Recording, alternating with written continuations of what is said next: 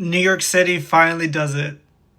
New York City has just elected Democratic Socialist Zohran Mamdani as the first Muslim, young 34-year-old Democratic Socialist to be New York City, the largest city in the world and in the country, to be their mayor. Historic turnout for the voting. Over 2.2 million voters turned out for this election. And as of right now, Zohran has a mandate. He has over 1,035,000 votes. And that's just amazing. He has beat records from just back in January when nobody knew who he was and he was polling at 1% to being the next New York City mayor. This is a historic win. And he literally toppled a political dynasty.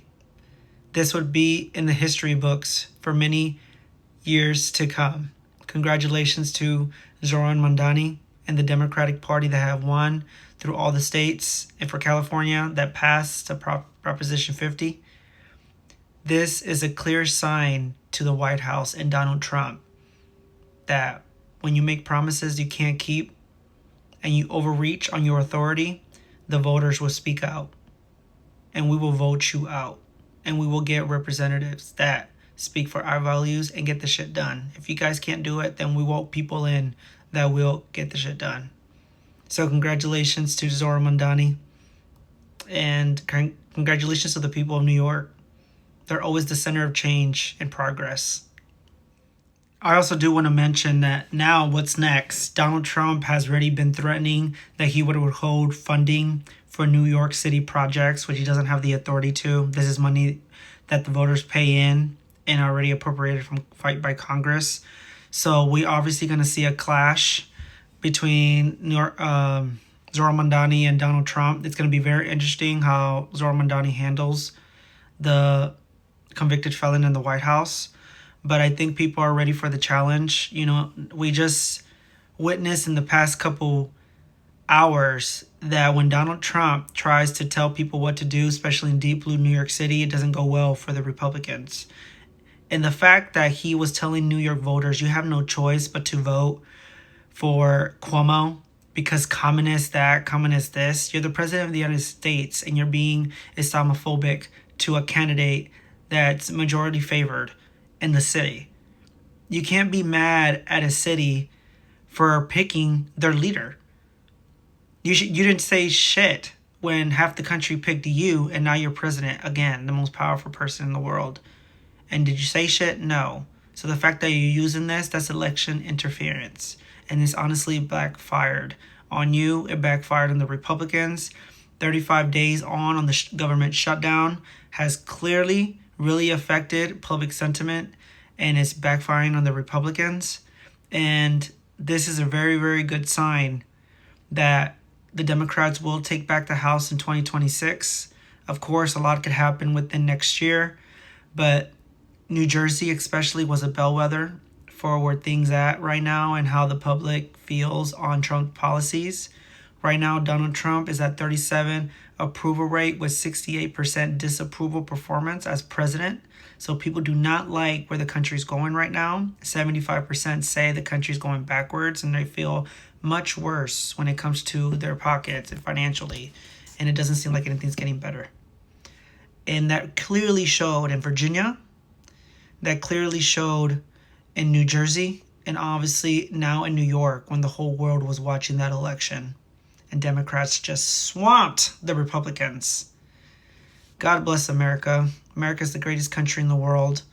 And now we're going to have to see how Zohran Mamdani governs. He gets into office on January 1st. You know, his policy is to freeze buses, freeze the rents on rent-stabilized apartments for over 2 million people. He's going to tackle the housing crisis, homeless crisis, public safety. He has a lot to do, and I know a lot of people are going to be watching him.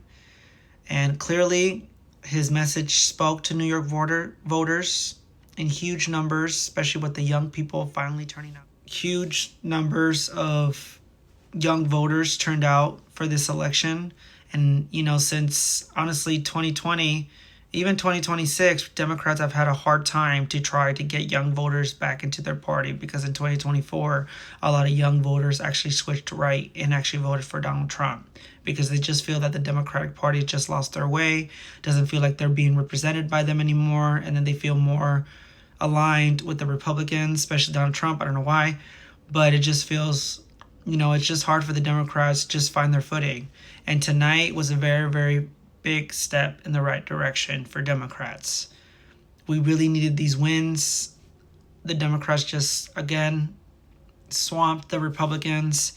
Even Jay Jones in Virginia, he said vile text messages. He wanted to kill a Republican and their family and kids, and the fact that people still voted for him after he apologized and the Republicans still lost really shows something. Virginia is right next to Washington, D.C., our nation's capital.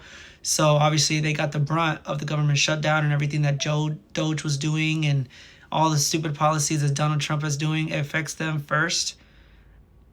Obviously Washington, but it affects the nearest state, which is Virginia, and a lot of federal workers work there also. And obviously Doge cut a lot of federal workers, and it affected a lot of Virginian employment. So they made it clear that they're pissed at Donald Trump, they're pissed at Washington and their politics and their games, and they need to start focusing on bringing the prices down like they promised. And that's why the Republicans had a trifecta in 2024, and they haven't done nothing to try to lower gas prices, rent bills, utility costs, inflation, nothing. Just try to get rid of healthcare for people, SNAP, everything really shows tonight. And the Trump administration have one thing coming. If they keep it up, 2026 will be the pretty much end of Trump's presidency. Democrats will take America back, and we're ready for it.